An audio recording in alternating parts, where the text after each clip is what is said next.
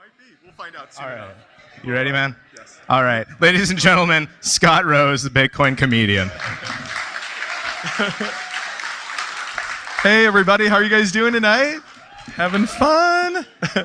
My name is Scott Rose. I run a company called Scott World, and a very creative name. I'm a certified FileMaker Pro developer. I've been doing it since 1992, and I've been creating FileMaker Pro databases for clients all around the country.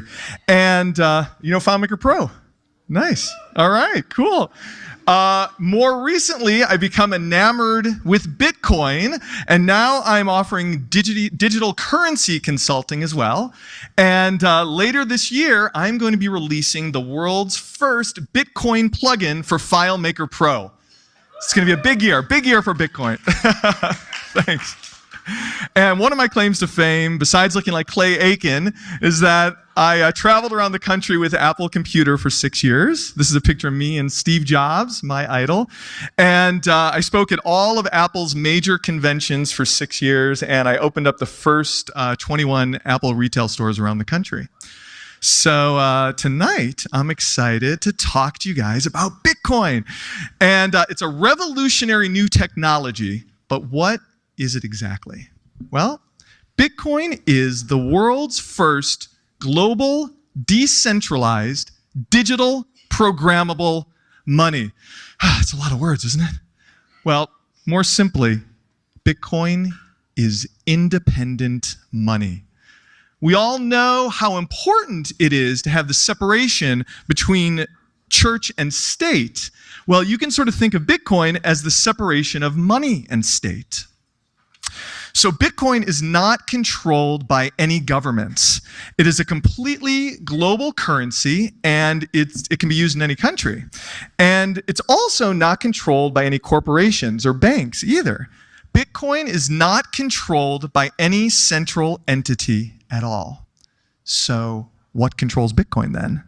Well, it is a decentralized, peer-to-peer network of computers which all work together to keep the Bitcoin network secure.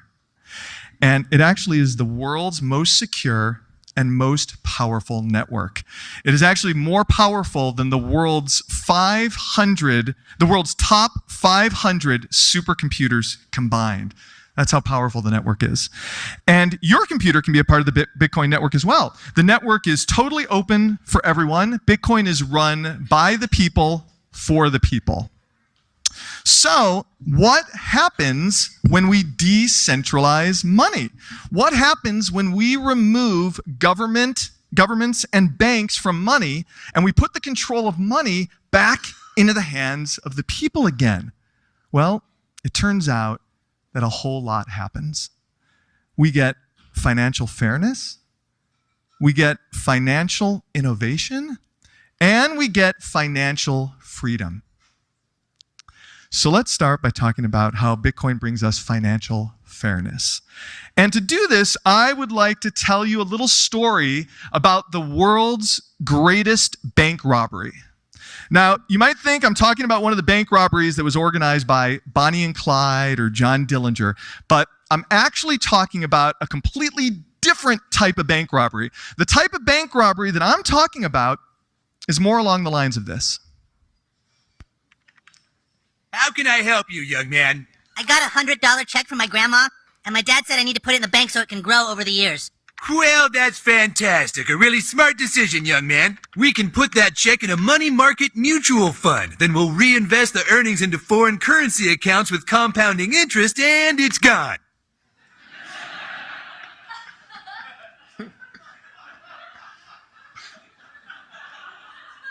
What? It's gone. It's all gone. What's all gone? The money in your account. It didn't do too well. It's gone. What do you mean? I have $100. Not anymore, you don't. Poof. Well, what can I do to get back I'm sorry, sir, but this line is for bank members only. I just opened an account. Do you have any money invested with this bank? No, you just lost it all. Then please stand aside for people who actually have money with us. Next, please. Hey! Hello, Mrs. Farnickel. How are you today? Making a deposit, are we? Great. We can just put that into your retirement account and make it go to work for you, and it's gone. What? Sorry, yeah, that's gone. Please step aside for people who actually have money with the bank. Next, please. Dad! Hey, I'm trying to teach my son the importance of savings. You already lost his money? Oh, Mr. Marsh, don't worry. We can just transfer money from your account into a portfolio with your son, and it's gone! This line is for people who have money with the bank only. Please step aside.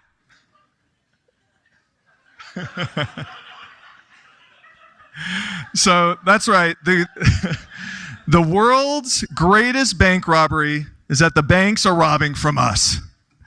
And they steal from us in dozens of different ways. I don't have time tonight to tell you the 129 ways I documented at home, but one of the sneakiest ways they steal from us is through inflation. Economist John Maynard Keynes said this about inflation.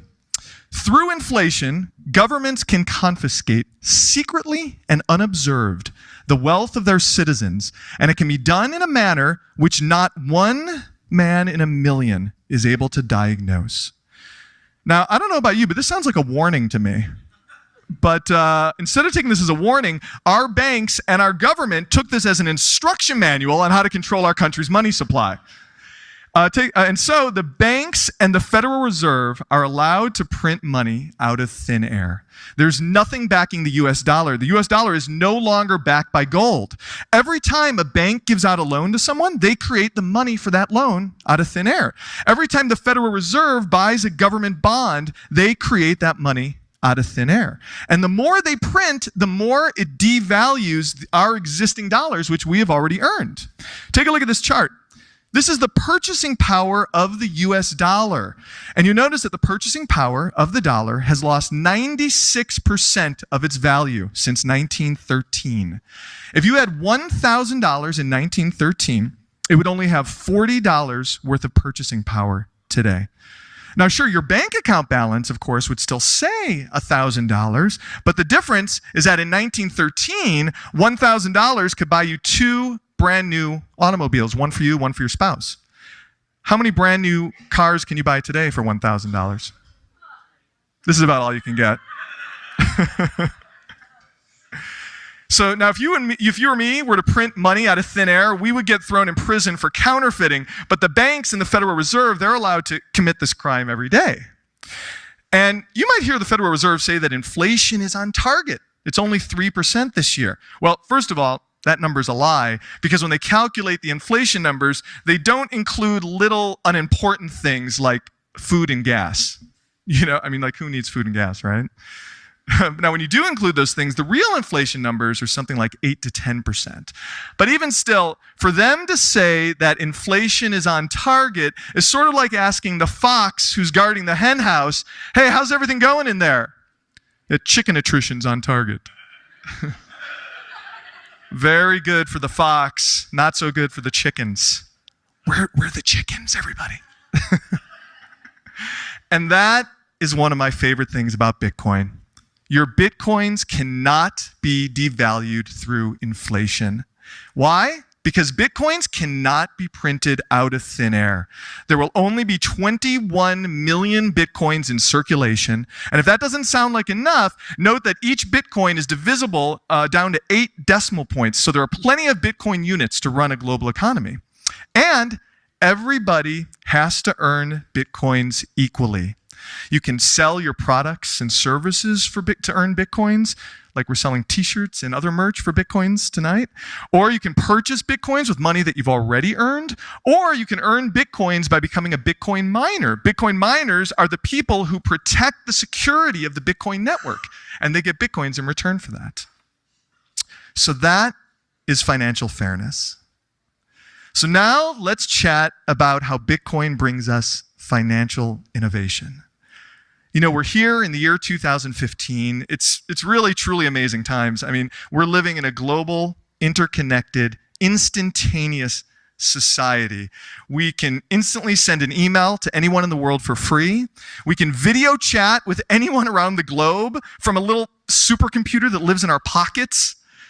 With one click, we can self-publish a book or a blog article, and anybody on the planet can download it or read it immediately. We can stream live television shows from anywhere, including an airplane. We can get GPS directions from our cars with live traffic updates. We can even witness a revolution instantly through Twitter, breaking news at the speed of light. But what happens when we need to transfer money to someone else? We're instantly sent back in time. I mean, it's like we have our very own time machine. If you ever wanted to time travel, now you got it. No matter which way we choose to send money to someone, there are tons of problems.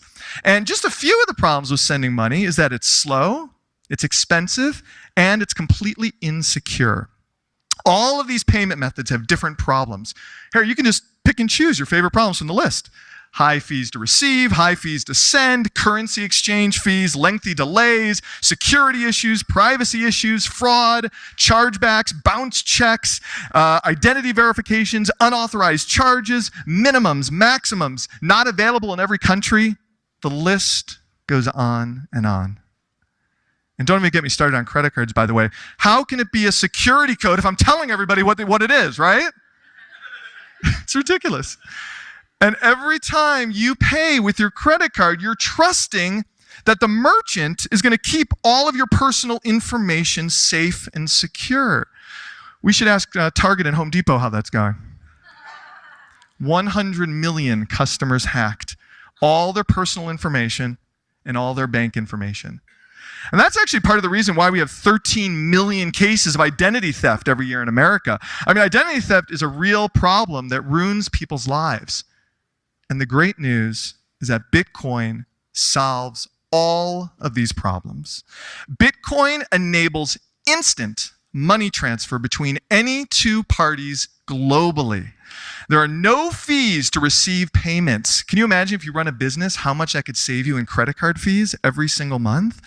Now, if you send payments with Bitcoin, it will cost you about 3 cents to send your payment, but that 3 cents is no matter how large your transaction is. So even if you sent like $10,000 to someone, it would still just be 3 cents. There are no delays, no more waiting 3 to 4 business days for PayPal to deposit the money into your checking account. Everything is instant. There are no reversals. There's no credit card chargebacks or bounce checks. Each transaction is completely secure. Your confidential information cannot be compromised. Each transaction is as private as you want it to be. You get to choose how much personal information you feel comfortable revealing to the other party. There's no minimum amounts, no maximum amounts. You can send a few cents or you can send a few $1 million. It's all the same to the Bitcoin network. It treats all the transactions just like data, just like sending an email. And you are in complete control of your money. Nobody can take your money without your permission. No more unauthorized charges on your credit cards, for example. Although Bitcoin's not a credit card, you know what I'm saying. And it only takes a few seconds to get set up with Bitcoin. All you have to do is download a Bitcoin wallet app to your smartphone, and you're all set. Right now, the 3 best mobile wallets on the market right now are Airbitz, Bread Wallet, and Mycelium. And once you download these apps, you'll get your own QR code for receiving Bitcoins. That's my QR code up there. And if somebody wanted to instantly send me Bitcoins, all they would have to do is just scan my QR code, and about 1 second later, the money will instantly show up in my Bitcoin wallet app. And you could put this QR code on your blog to receive instant donations from anyone around the world. You can put the QR code on your invoices to receive payments from clients. You can even hold up a sign with your QR code on it. This guy held up his Bitcoin QR code at a football game on ESPN. And you're not going to believe it. He received $20,000 in donations from strangers around the world. I mean, people just scanned his QR code and sent him money. You don't even need to know the person in order to send them Bitcoins. You just scan their code, send them money. There's even a service called ChangeTip that lets you instantly send Bitcoin donations to people on Twitter, Reddit, YouTube, Facebook, and a whole bunch of other sites. Strangers sending money to each other on the internet instantly with just one tweet or one comment. This was never possible before Bitcoin. And that is true financial innovation. So finally, I'd like to talk about how Bitcoin brings us financial freedom. We have a little problem going on right now where the banks suppress our freedoms through financial censorship. Now, in a truly free society, we should really be able to engage in a financial transaction with anybody that we choose, as long as we're not hurting anybody else. But the banks and the government don't really see it this way. For example, Chase Bank shut down the bank accounts of hundreds of porn stars in Los Angeles, which is a perfectly legal profession. Chase Bank apparently did this for quote-unquote moral reasons. Now, I'm not so sure if the too big to fail banks should be talking about morality. Do you guys? Another example. PayPal froze all the funds of a political organization called the Swiss Gold Initiative. The Swiss Gold Initiative was trying to bring back fiscal responsibility to the Swiss National Bank by limiting how much money that they could print out of thin air. It sounded like a good idea to me, but the Swiss National Bank, of course, did not like that idea. They publicly opposed the initiative, and they ordered PayPal to permanently freeze all of their funds. And they can no longer receive any donations, and the initiative failed.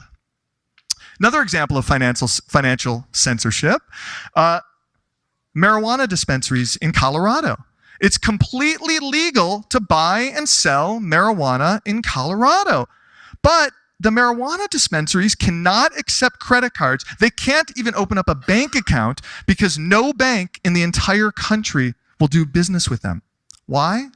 Because they're considered a high-risk business. I know, it's super high risk to sell plants from Mother Nature, right?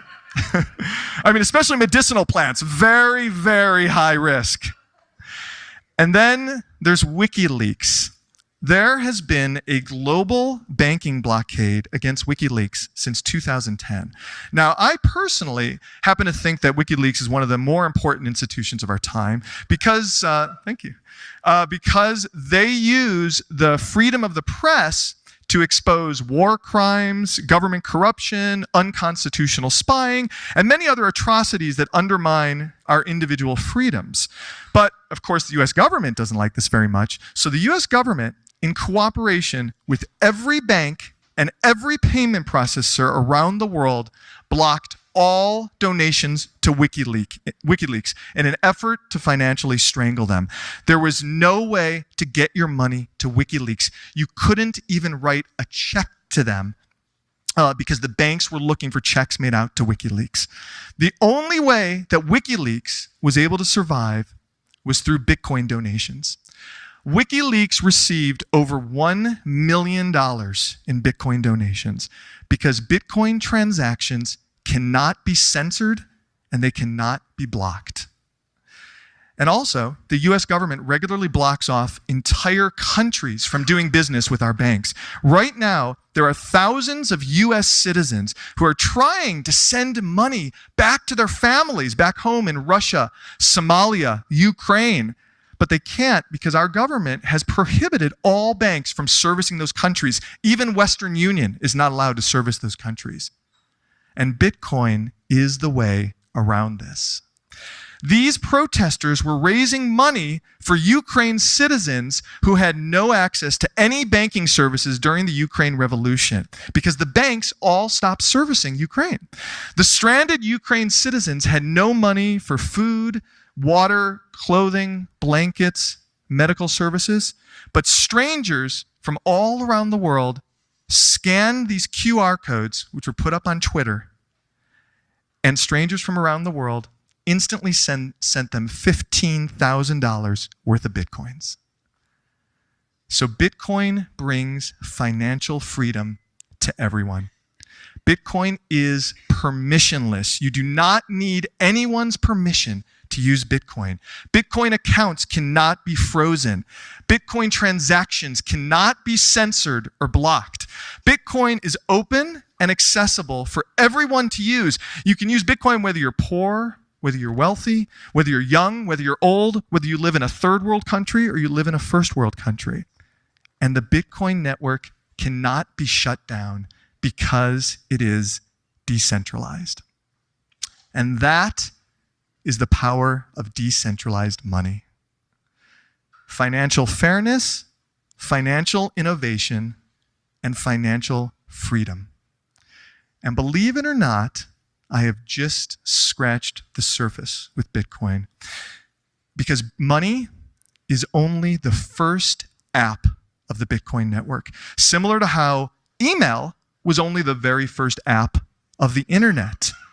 There is so much more to Bitcoin that goes way beyond money, and I encourage you guys to learn more about it. Thanks so much. Thanks.